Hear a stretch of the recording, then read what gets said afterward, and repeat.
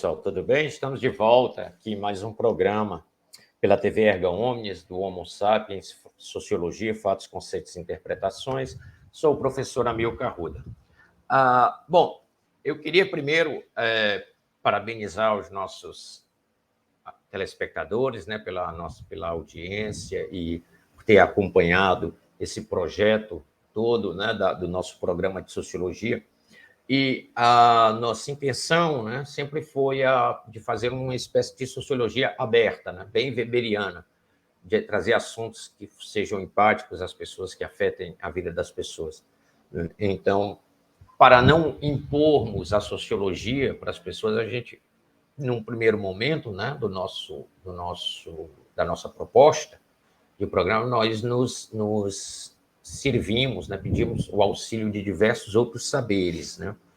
Vocês acompanharam a maioria dos nossos programas, sempre teve convidados que versavam com outros, que dialogavam com outros saberes, né? O direito, a psicologia, a filosofia, a educação, a pedagogia, enfim.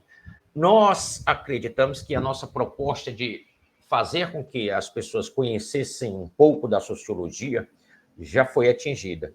Então, nessa proposta nova agora, nessa reformulação, nós estamos empreendendo a tarefa, que não é fácil, de trazer assuntos realmente que interessam à sociologia mesmo como ciência. Obviamente que serão alguns programas em que terão a minha participação apenas, né, como esse, que será sobre a Escola de Frankfurt, mas nós não estamos, obviamente, descartando a possibilidade de nos valermos novamente do auxílio de outras correntes de saber, de outras hipóteses, de outras possibilidades, até porque, né, eu acredito que a educação ela funcione por círculos concêntricos.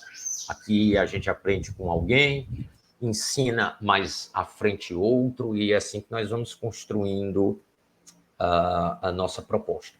Bom, então, dito isso, eu volto logo em seguida e, já adiantando um spoiler do tema, nós vamos conversar hoje sobre a história, a origem e o fundamento e as principais teorias da Escola de Frankfurt e seus desdobramentos na atual cultura da contemporaneidade. Forte abraço e até logo.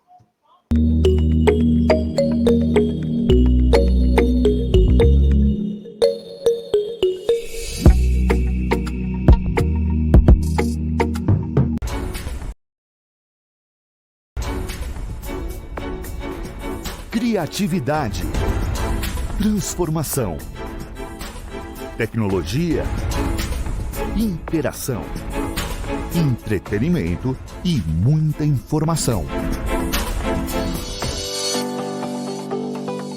Inédito no Brasil, com um investimento arrojado no mundo streaming e digital, a Soul TV faz história.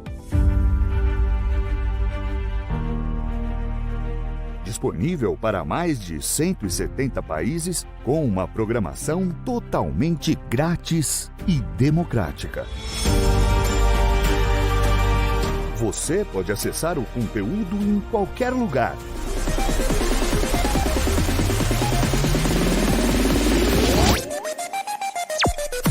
Através do seu smartphone, tanto no sistema iOS como Android. O app é gratuito e tem toda a tecnologia Soul TV nas suas mãos.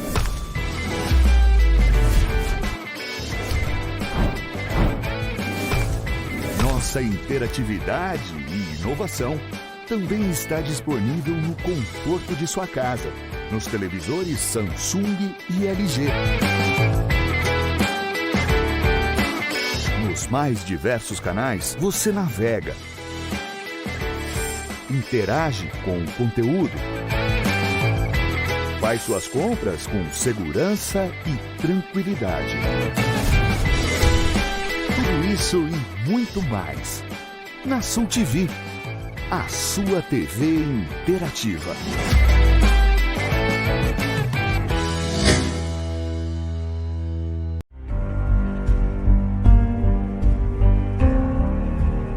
Bem-vindos a um dos países mais hospitaleiros do mundo. Brasil, país já conhecido por suas belezas naturais, que abriga a maior biodiversidade do planeta. Dono de um litoral de mais de 7.000 quilômetros, detentor de cerca de 12% da água doce do mundo. Com diversos portos que permitem o escoamento de sua produção, além de uma incrível variedade climática, o que propicia uma profusão de diferentes produções agrícolas e industriais. Rico não só em natureza, mas também em cultura. País grande e multicultural, que tem em seu povo o seu maior valor. O país da diversidade também é uma das grandes economias do mundo e a 15ª maior reserva de petróleo. Há empresas líderes mundiais em diversas áreas como aviação, mineração, siderurgia, telecomunicações, alimentação e muitas outras. Variedade que permite a penetração em diversos continentes. Terreno fértil para o desenvolvimento de diversas atividades econômicas e que acolhe e incentiva aqueles que buscam o crescimento.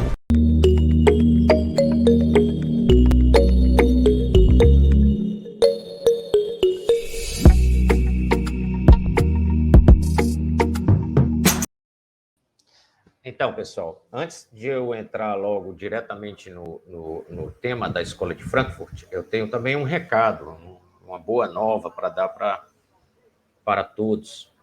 Nós também estamos com lançando a nossa rádio, né? Erga Omnes, né? Então, esses programas terão uma ampliação, uma capilaridade maior por meio da rádio. Basta ir no Play Store do seu celular e baixar o aplicativo Rádio Erga Omnes. Rádio Erga Omnes, né? Não perca essa oportunidade de interagir, de ter mais essa ferramenta de acesso à interação conosco. Bom, Escola de Frankfurt, né? O que seria, como surgiu, né? Para começar, eu gostaria de chamar a atenção o seguinte: nós temos que fazer algumas introduções necessárias para depois explicar o que é a Escola de Frankfurt. Seria muito fácil para mim falar aqui da Escola de Frankfurt sem embasar nos acontecimentos históricos que deram aso ao surgimento dela. Então, assim, a Escola de Frankfurt, basicamente, é uma escola de teoria cultural e filosófica e sociológica que opera dentro de uma categoria de culturalismo, né, tentando aplicar os ideais de Marx na sociedade a partir do ponto de vista da cultura. Bom, isso seria a Escola de Frankfurt, numa definição simples, né? Mas nós não podemos ficar só nisso, nós temos que explicar o porquê que eles chegaram a essas conclusões. Eu também pretendo, no último bloco, falar de alguns membros, né, mais influentes dessa escola e o que pensavam e como atuaram, né? De início, nós vamos começar falando do próprio marxismo, né? Assim, o Karl Marx, né, ele trouxe essa proposta, né, eu sempre costumo dizer isso, nós temos que estar atentos assim.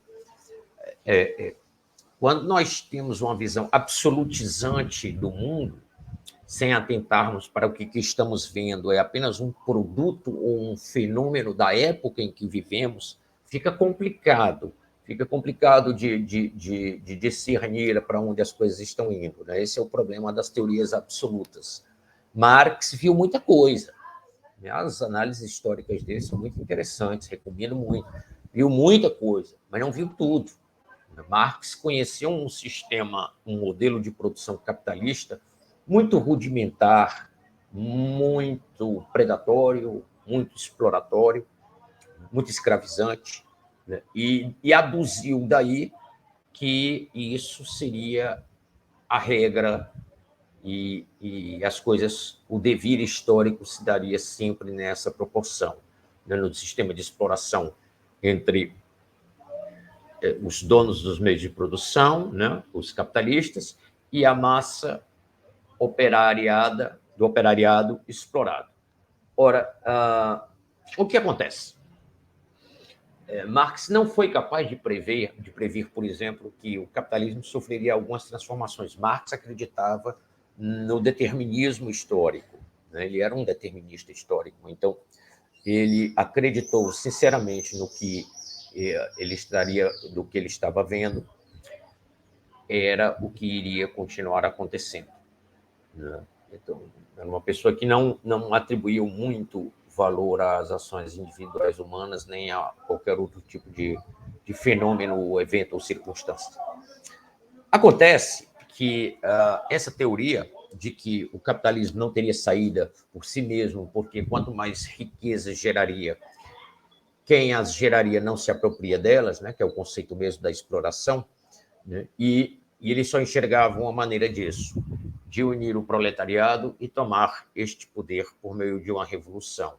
Então, o manifesto, por exemplo, do Marx é uma conclamação, uma convocação aos proletários da Europa se unirem e destronarem, né? Bom, o que aconteceu foi o que Marx não previu, foi que, em algum momento, o capitalismo cresceu, né? Mas houve o surgimento de classes médias e de pessoas que saíram do proletariado, da possibilidade da exploração, da linha da pobreza absoluta, e foram se introduzindo dentro de um conceito economicamente mais favorável. E essas pessoas não estavam mais dispostas a aderir a qualquer tipo de revolução. O outro grande golpe dessa teoria foi, evidentemente, a Primeira Grande Guerra, com a possibilidade de que o Marx enxergava, de que o proletariado devia unir-se para destronar as classes superiores, né? O que deu-se foi o contrário, né? Viu-se os proletários matando-se uns aos outros pelo nacionalismo, pela pátria, por valores, né? Valores que o Marx acreditava que não deveriam pertencer ao proletariado. Outro problema, quando Marx fala desta luta de classes, ele está se referindo ao proletariado urbano, ou seja, aquelas pessoas que estavam inseridas no contexto da Revolução Industrial que ele viu, e, sobretudo, e não contemplava nesse cenário os camponeses. Marx tinha uma desconfiança muito grande com relação ao campesinato, porque acreditava que ele era intrinsecamente ligado à nobreza da terra, à igreja, não é? Às tradições, aos ritos, né? Então, além da Primeira Guerra, nós temos uma outra golpe nesse marxismo tradicional de Marx, que é a revolução se concretizando num país agrário e semi-industrializado, sem a participação de proletários, não é? Porque simplesmente não os havia na condição que ele imaginava. A partir daí, não é, surge uma tentativa de equalizar as possibilidades de erros do Marx e transformá-las em alguns ganhos. E aí surge um sujeito chamado Antônio Gramsci, que traz uma ideia que, pelo menos para mim, eu considero absolutamente genial, não é? De que, vale ressaltar, Marx entendia o sistema de dominação do capitalismo em duas categorias, né? Da superestrutura e da infraestrutura. Eu vou explicar esses palavrões aí, calma, pessoal. A superestrutura é sempre o domínio cultural, não é? Que as classes dominantes exercem sobre as classes subalternas, bem no linguajar marxiano mesmo. E a infraestrutura seria o próprio modelo de produção capitalista em si, né?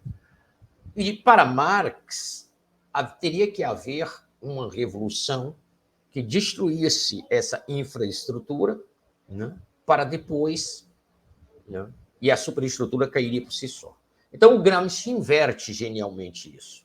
Ele percebe que as classes dominantes não estariam, que o grande enfrentamento, a grande oposição que as classes dominantes, dos senhores do capital, a indústria financeira, por exemplo, fazia ao marxismo e ao comunismo era com relação ao campo econômico. Então, Gramsci traz essa ideia de que poderia haver a mudança da superestrutura, né? Nós poderíamos obter ganhos no domínio cultural, né? Sem necessariamente modificar a infraestrutura. O que Gramsci estava dizendo, em outras palavras, é o seguinte: nós podemos marxistizar gradualmente as elites financeiras, desde que elas não percebam ou não atentem ou estejam tranquilas com relação ao seu padrão econômico de viver. Dito de outro modo, né? A revolução não se daria mais pelas armas, mas por um processo de ocupação de espaços e de... Prestem atenção nessa palavra, nessa expressão, porque ela será de fundamental importância para a gente compreender, no segundo bloco, a escola de Frankfurt. Que o Gramsci traz o conceito de hegemonia cultural. Não é? Então, assim, o que se passaria? Não é? Não seria mais... Né? E isso traz um problema que nós podemos perceber muito nitidamente em sociologia, sobretudo, com alguns intelectuais, sobretudo da esquerda, né? Lógico que parece ser uma coisa de senso comum, mas eu vejo mais em alguns intelectuais de esquerda, né? Um desprezo muito grande por algumas posições do povo, né? Do intelectual, por exemplo, sobretudo. As piadas que se fazem sobre o gosto do povo sobre o futebol, o machismo, né?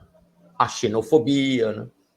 Essas coisas, né? que são esses comportamentos que estão enraizados, na maioria das vezes, no ethos cultural das pessoas mais simples.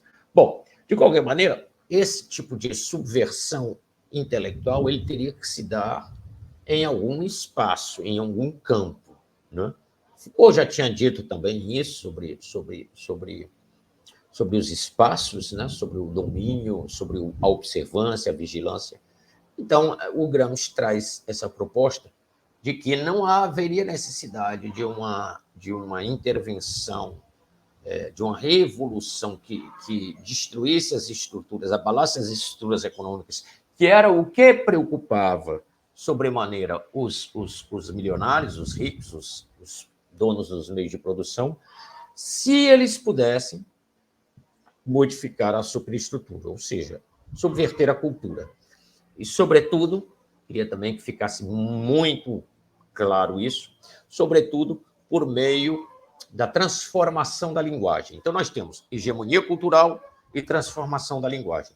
Isso é o que eu queria deixar bem claro para a gente tratar no segundo bloco sobre a Escola de Frankfurt, que nós vamos ver agora a origem dela, o surgimento dela e a retomada, né, e o avivamento desse pensamento do Gramsci a partir do século XX, né, da segunda metade do século XX, sobretudo sua penetração nos Estados Unidos da América, né, e aí a gente faria esse fechamento com alguns principais pensadores e daria a nossa visão. Eu lembro sempre que aqui são fatos, conceitos, as interpretações cabem aos senhores, né? Eu não estou impondo nada.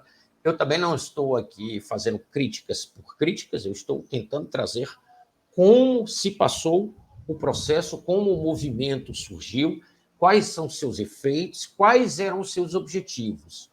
Não estou dizendo aqui que são em si bons ou maus, né? Eu estou tentando traduzir dentro do contexto histórico e sociológico o que eu compreendo, né? Obviamente, isso está aberto à refutação ou ao contraditório, não é apenas a minha visão de quem estudou um pouco, conhece alguma coisa sobre o tema, né? Então, nesse primeiro fechamento, nós tivemos a oportunidade de ver que algumas previsões de Marx não saíram como ele esperava, né?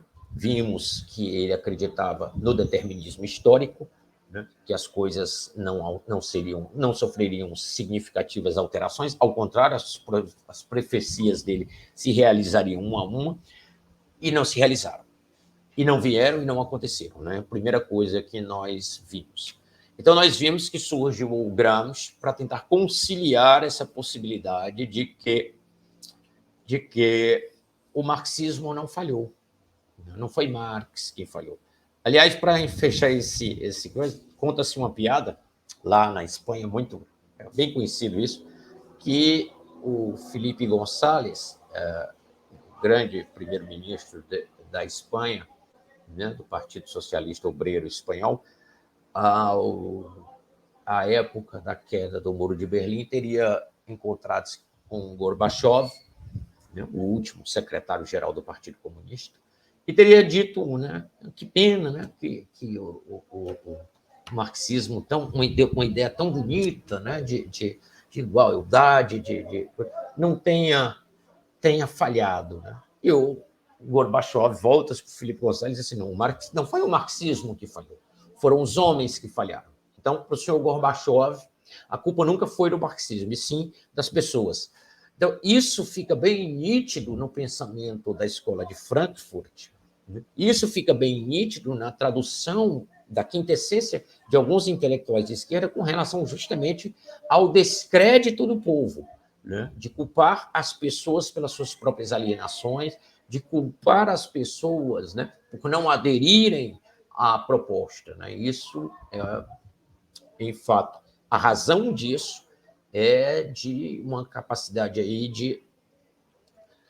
de impossibilidade, digamos, de admitir que a teoria, como toda teoria, poderia estar sujeita a erros. Né? E quando não se está disposto a dialogar sobre isso, fica-se complicado, né? Sempre sem que aparecer um culpado. Né? Então, nós temos hoje uma ideologia que diz defender o povo, né? Mas que, na maioria das vezes, não confia no povo. Né? Eu estou gravando, senhora. Não confia no povo, não é? Então, nesse primeiro bloco nós vimos isso, e em seguida a gente retoma, né, no segundo bloco para tratar especificamente do contínuo, né, desse resgate do que o Gramsci deixou como proposta de modificação cultural e ver como a Escola de Frankfurt conseguiu fazer isso. Até breve.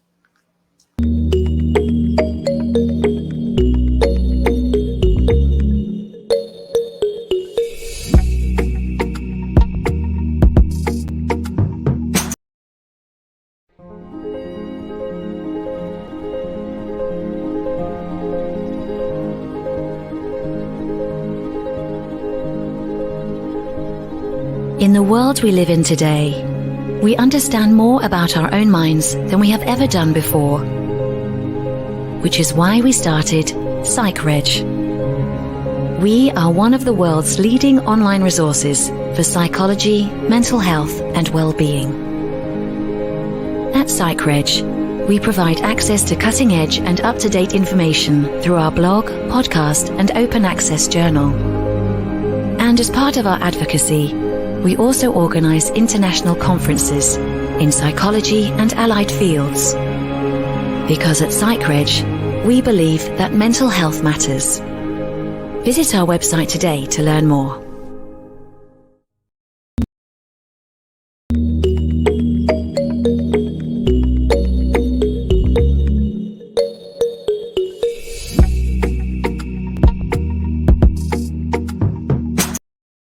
Olá, pessoal. Retomando no nosso segundo bloco sobre a Escola de Frankfurt, nós vamos agora ver, retomando a questão que eu havia explanado sobre a tentativa que eu disse genial, que eu considero genial do Antônio Gramsci, de conciliar as possibilidades de falhas nas previsões de Marx e transformá-las em ganho.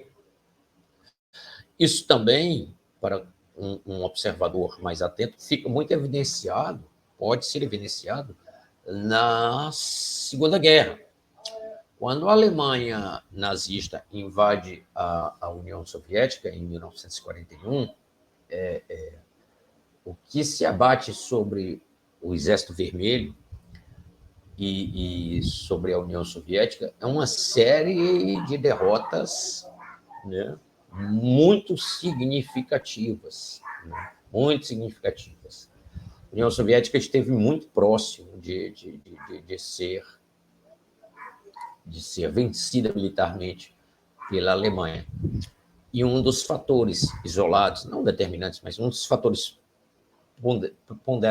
principais, né, dessa questão era justamente porque havia um consenso na União Soviética de que a possibilidade do discurso era de que os proletários deviam se unir contra os invasores, opressores, capitalistas, fascistas, e o proletariado deveria se unir. Isso não funcionou. A partir de um segundo momento, a partir de 42 e 43, quando realmente a União Soviética toma e consolida a sua posição militar como potência hegemônica no combate, isso se dá por uma série de reavivamentos históricos de figuras como o general Kutuzov, o Bagration. Então, assim, foi necessário reerguer o mito da grande pátria, da pátria, né, dos valores do povo. Né? Isso foi só assim foi possível as pessoas terem uma possibilidade de encontrarem um significado para morrer. Né? Então, ficou mais que provado isso. Então, a gente viu que era preciso mudar o foco. E nós vimos também que o Gramsci conseguiu, genialmente, propor algo que seria inconcebível, né, que é a teoria marxista coexistir perfeitamente dentro de um sistema capitalista. Como? Né?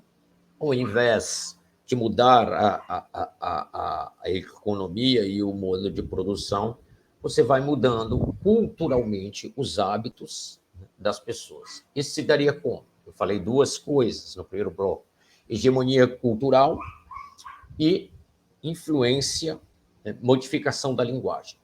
A questão toda seria, basicamente, propor às pessoas o seguinte: não se trata de uma luta mais entre as classes dominantes e o proletariado. Trata-se mais efetivamente de uma luta pela dignidade humana, pela justiça social, pela fraternidade, pela igualdade, pela harmonia entre os povos. Trata-se agora de uma outra categorização, que seria do bem e do mal. Não é? Mas como fazer isso?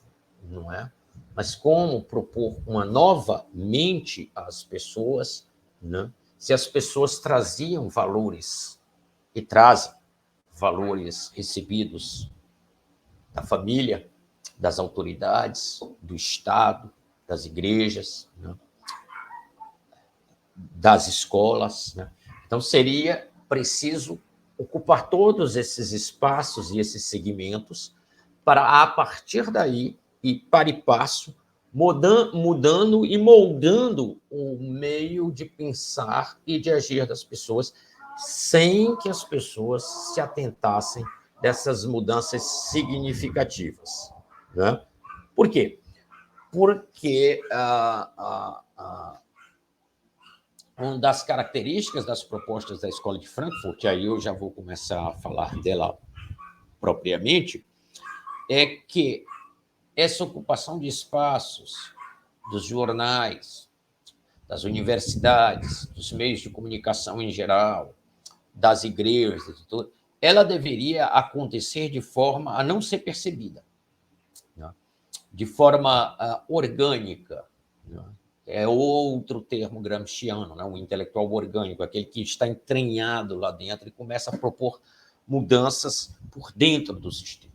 Então, você destrói o sistema por dentro e não mais enfrentando-o de fora. Isso é a ocupação de espaço gramsciana. Acontece que era preciso também, não é, fazer com que as pessoas aderissem a isso, não é? E, então, foi percebido pela Escola de Frankfurt. A Escola de Frankfurt é fundada dentro de um departamento de Ciências Sociais na Universidade de Frankfurt, na Alemanha, em 1924. Ela tem ali os seus principais pensadores, né? Os seus principais pensadores, o Pollack, né? o Herbert Marcuse, Theodor Adorno, né? O Habermas. Eu vou fazer uma concessão rápida ao Habermas aqui, porque parece que, ao que me consta, é o único sobrevivente, remanescente, que ainda está vivo, né? Então, assim, todos esses aí passaram por um processo de perceber, de instrumentalizar as coisas, né? Aparelhar as coisas. Não é o aparelhamento, como se diz hoje no vulgo, de tomar os cargos, né? Não era a intenção de tomar os cargos para obter vantagens pecuniárias, né? Era um trabalho realmente intelectual de peso, que requeria muito esforço, muita disciplina, né? Muita paciência. Não é uma coisa do dia para a noite. Então, isso começa a ser feito e começa a obter alguns resultados quando o Adorno escreve um livro muito interessante, chamado Personalidade Autoritária, em que ele tipifica a personalidade autoritária, identificando, trazendo, explicando, se aproveitando, digamos assim, do fenômeno do surgimento do fascismo, né? E vinculando a personalidade autoritária de modo que a autoridade, ainda que constituída legitimamente, que eles não reconhecem, fosse sempre identificada com o fascismo. Então, você pega esse modelo de entender o mundo, né, e vê e aplica isso nos Estados Unidos da América do Norte, que foi para onde eles migraram a partir de 1933, quando da tomada do Hitler no poder. Então, o que eles começaram a ver foi assim: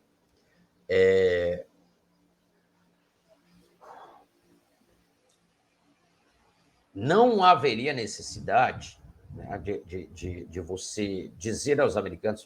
Havia um sentimento, né, e há ainda nos Estados Unidos, muito grande contra o autoritarismo, contra o fascismo, né, contra formas de poder totalitário. Então, o que bastava fazer com as pessoas? Bastava dizer a elas que os valores delas, recebidos pela igreja, pela família, né, pela moral, pela ética, né, pelas grandes tradições, eram o fascismo em si. Ora, se você diz isso para quem odeia o fascismo, você tenta dizer para quem odeia o fascismo que ele é um fascista, porque ele reproduz o comportamento do fascismo, fica mais fácil de as pessoas se desarmarem. E foi exatamente o que foi proposto no mundo todo, né? E até hoje nós vemos essa confusão, né? Essa confusão de conceitos, né? de fascismo e taxar as pessoas, de confundir o autoritarismo, né, sempre com o fascismo. O fascismo é autoritarismo? Mas nem todo autoritarismo ou nem toda autoridade necessariamente reproduz um modelo fascista, né? Mas é isso, não importa se cola a ideia e colou.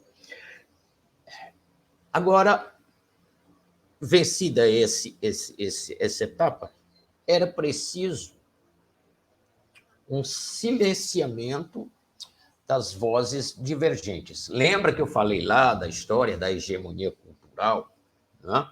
e da mudança da linguagem? Bem, o que a Escola de Frankfurt menos propõe seria a alternância de poder por meio da violência ou das revoluções, né? porque eles acreditavam que isso falharia a longo prazo, como, de fato, falhou na maioria ou na totalidade de onde se tentou impor por esse meio.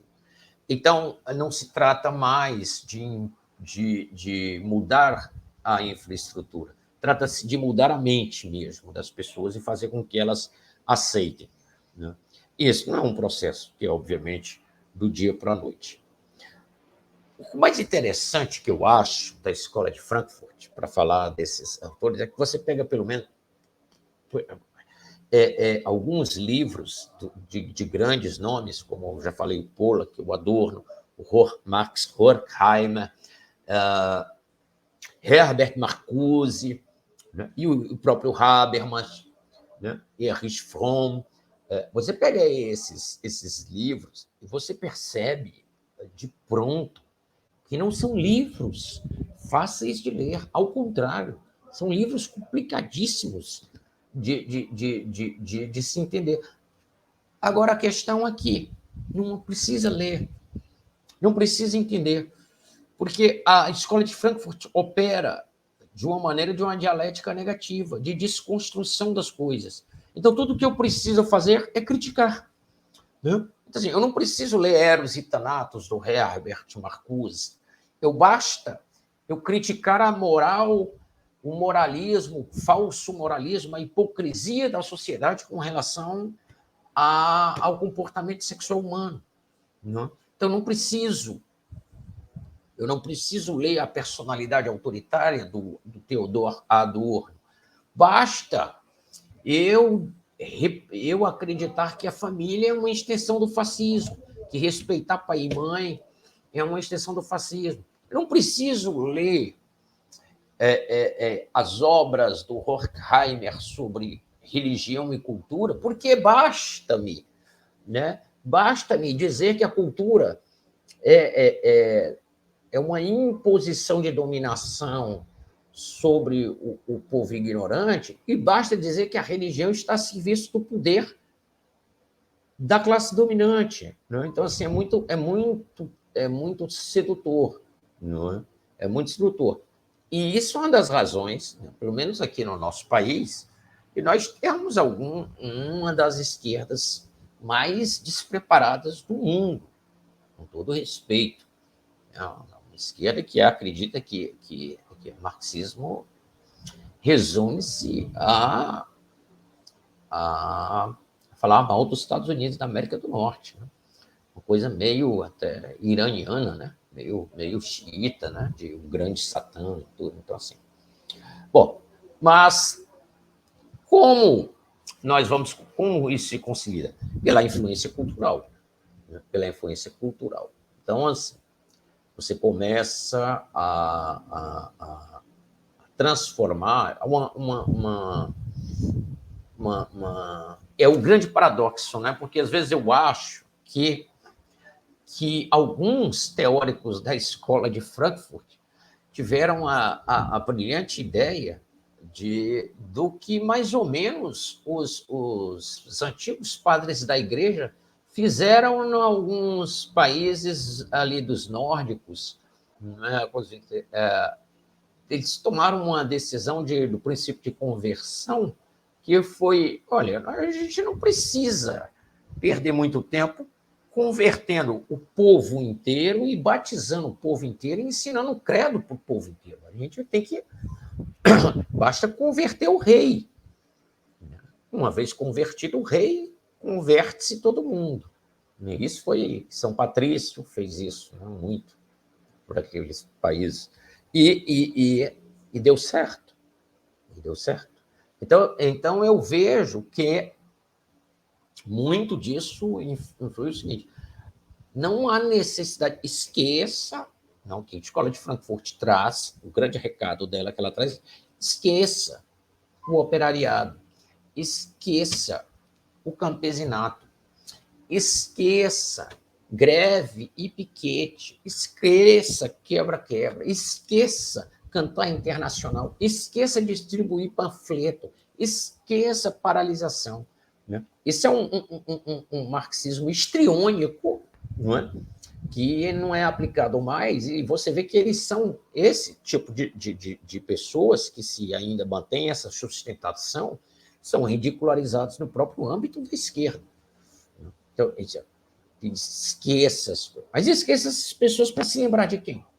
Das elites. Né? Das elites. Mude a mentalidade das pessoas que têm influência sobre as outras. Né? Então, a questão aí é de dominação e de hegemonia cultural e intelectual. Né? Fazer com que as pessoas pensem, se tornem socialistas ou marxistas, ou que eles queiram convencionar com o nome, sem que essas pessoas percebam isso. Como você faz isso? Você faz isso dizendo que o mundo é injusto, que, de certa forma, faz sentido. Você faz isso dizendo que as desigualdades são uma indignidade, o que, de certa forma, cola para muita gente. Né? Muita gente não vê com bons olhos um irmão, um outro ser humano na absoluta miséria. Né? Então, e, sobretudo, a crítica sistemática a toda a ordem. Né? Então, você vai ver, você pode prestar atenção, que as pessoas que foram educadas nesse sistema já implementado, dentro das universidades, dentro das escolas, dentro das igrejas e tudo, elas têm uma tendência muito grande, não é, à crítica, não é? A crítica, né? E, sobretudo, uma questão que eu gostaria de chamar muita atenção. Não dá para entender a escola de Frankfurt sem isso. Podem perceber que ela lança uma dúvida sobre tudo o que as pessoas estão fazendo. Isso chama-se, no conceito da escola de Frankfurt, ética de interesse. Simples. O que o professor Amilcar está ganhando em dizer isso para mim? A partir do momento que você lança esse tipo de conceito, de proposta na mente das pessoas, você abole o sentimento de verdade, de busca pela verdade, de compromisso com a ética. Tudo passa a ser uma questão de interesses subordinados. Ou seja, ninguém age, né? Tira-se o efeito do desprendimento humano, né? Do heroísmo, da solidariedade, da bondade, né? Da busca do amor, né? E coloca um interesse nisso. Então, assim, as pessoas não fazem nada se não tiverem um interesse por trás. E pode ter certeza, esse interesse é escuso.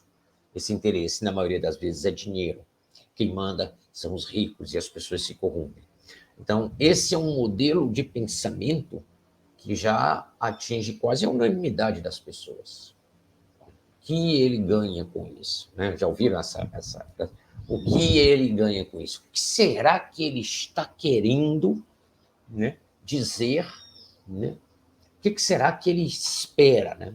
Quando você lança isso, e isso já está semeado no ethos popular, na cultura do povo, fica difícil você dizer que existem pessoas desinteressadas e com interesses legítimos e dedicadas e desprendidas. Essa é uma das consequências, né, da escola de Frankfurt. A outra já falei da instrumentalização das universidades, vamos falar agora um pouco sobre o combate à religião.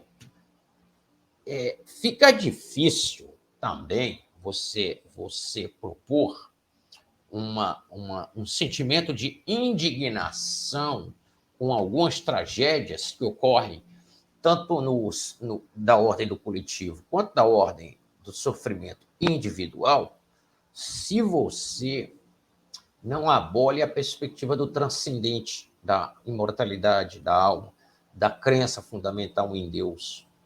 Por que as pessoas aguentam sofrer? Essa é a pergunta-chave da escola de Frankfurt. Por que as pessoas aguentam desigualdade, sofrimento?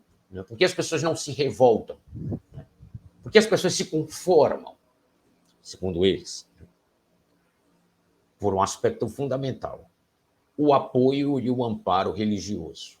Então, urge também destruir isso, tirar essa esperança das pessoas, porque essa esperança leva ao conformismo, a uma passividade, né? A uma submissão, né? Muito grande, segundo a Escola de Frankfurt. Então, é necessário combater a religião. Lembra que eu falei da mudança da linguagem, da hegemonia cultural? Então, é o seguinte, trata-se realmente de construir um homem novo. E esse homem novo, ele não pode ser construído a partir de escombros ou resquícios da tradição, da família, né, da religião. Né? Não dá, são posições inconciliáveis. Né? Então,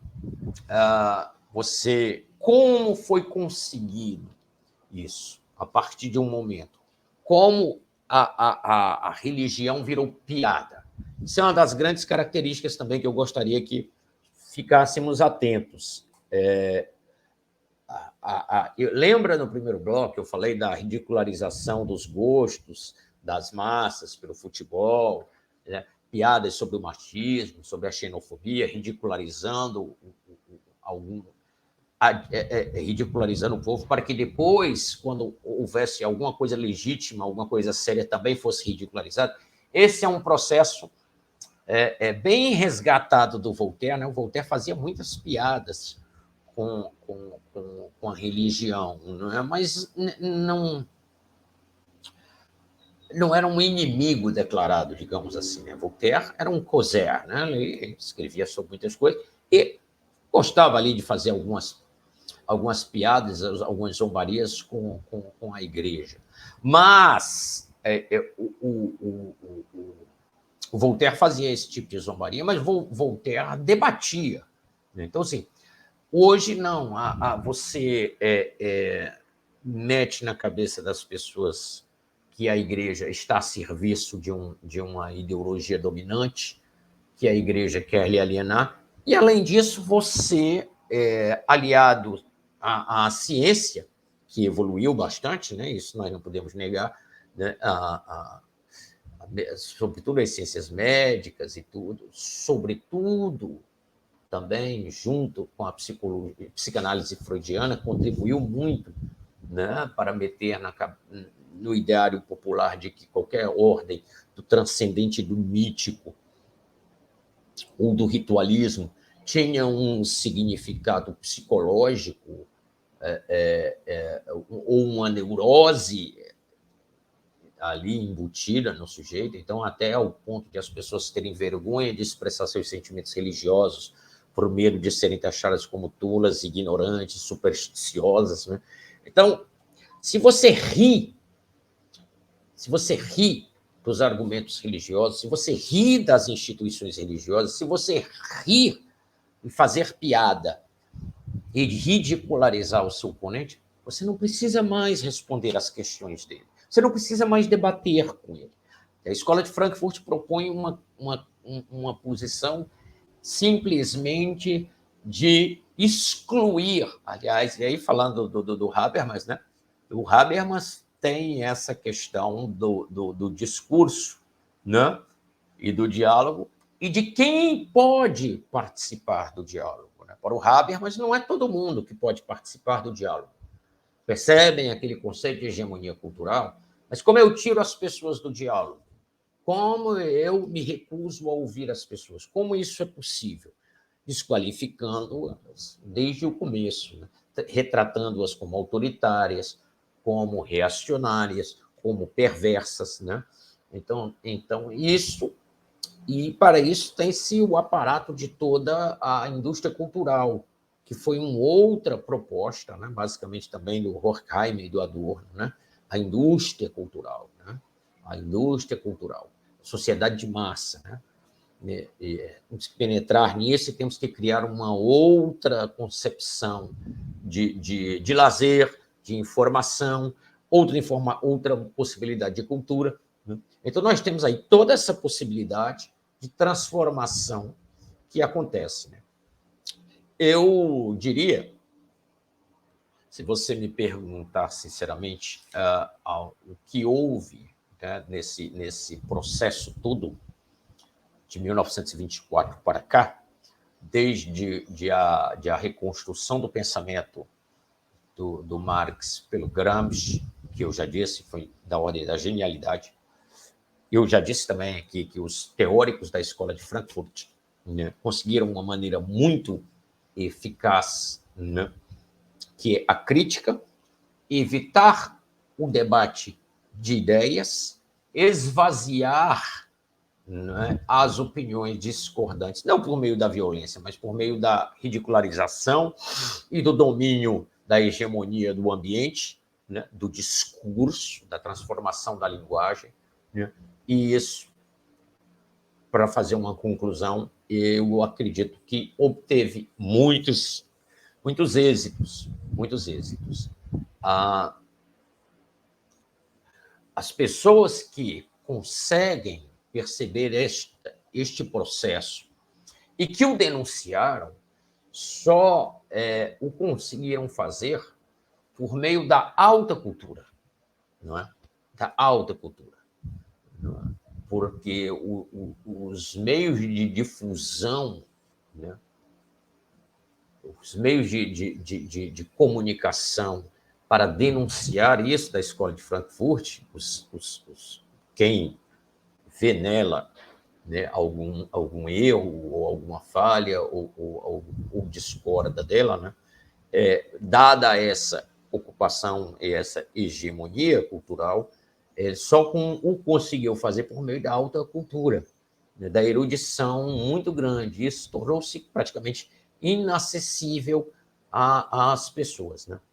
Nós temos visto, para concluir, uns movimentos muito grandes que aí é que eu concordo com a Escola de Frankfurt nesse ponto, né? Lembra lá, não falei do determinismo marxista, né? A Escola de Frankfurt ela não é determinista. Ela acredita que não há previsão histórica de nada. Tudo pode acontecer ou nada pode acontecer. Façamos cada um a nossa parte aqui, vamos tentar fazer o que a gente pode. Não vai ser o melhor, mas a gente consegue aqui uma destruição de alguma coisa, construir outra. Esse é o fundamental, porque nós temos visto agora recentemente no mundo, e sobretudo no nosso país, um embate muito grande sobre mídias sociais, né? Aliás, eu fiz um talk com o nosso CEO, o doutor Marcelo Henrique, sobre educação na internet, falando de fake news e tudo. E eu costumo sempre dizer isso, que esse negócio de fake news, que não as tem, e tem de todos os lados. Mas cada vez mais me parece que fake news no Brasil está se tornando a opinião do outro, né? Esse pensamento de que a internet deu voz a imbecis, né? Não nego que tenha dado, mas também proporcionou uma possibilidade de contraditar esse movimento hegemônico cultural, né? E isso, para mim, foi um ganho da sociedade como um todo, né? Mas ainda vejo que há resquícios de influência da Escola de Frankfurt muito grandes, inclusive entre os conservadores, né? O ponto de vista da ausência do discurso, do esvaziamento, do eu não quero mais ouvir o que tu tem para dizer, né? Ou essa pergunta, o que é que esse sujeito quer com isto, ela está inferida aí nas duas possibilidades, né? Então, assim, o grau de intolerância é grande, e nós precisamos buscar uma maneira de aprender a dialogar com isso, e a melhor maneira é conhecendo como funcionam as coisas, né? A questão é que isso é feito de uma maneira muito sofisticada, né? Houve uma disciplina muito grande dos discípulos da Escola de Frankfurt, né? Porque isso não pode ser feito, nunca pôde ser feito, sem que houvesse a aparência de neutralidade, porque senão as pessoas dentro não seriam. Sabe aquele negócio de tudo que é exagerado é ridículo? Pois é, tudo que é exagerado é ridículo, e a escola de Frankfurt sabe disso, soube sempre. Então, assim, é passo a passo, é um processo de revolução cultural, né, que demora anos, né, mas que surte efeito, sim. E surtiu efeito, sim. Dentro desse ponto de vista, surtiu efeito, sim. Bom, pessoal, eu tentei fazer aqui um apanhado histórico e sociológico, né, lançar algumas luzes aqui ao tema, e pretendo, em outras oportunidades, a gente continuar discutindo sobre isso, sobre a cultura, sobre o cinema, sobre as técnicas de formação, né?